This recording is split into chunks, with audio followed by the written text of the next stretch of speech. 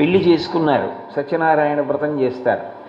ఏ కొత్త విషయాన్ని జీవితంలో అనుసంధానం చేసుకున్నా సత్యనారాయణ వ్రతం చేస్తూ ఉంటారు. ఆయన దానవీర, ఆయన ఇది మాత్రమే ఇవ్వగలడు అని చెప్పడం సాధ్యం కాదు.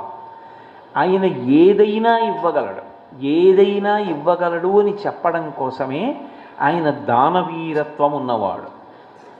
అలాగే దయావీర, ఒకరి దగ్గర ఎంత శక్తి అయినా ఉండొచ్చు, కానీ మనసు యందు ఆర్ద్రత లేదనుకోండి, అటువంటి వ్యక్తిని మీరు ఆశ్రయించి కూడా ఏ విధమైనటువంటి ప్రయోజనము ఉండదు.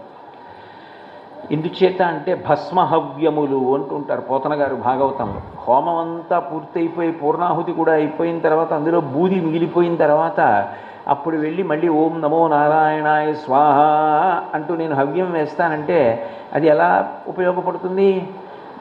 హోమం అయిపోయి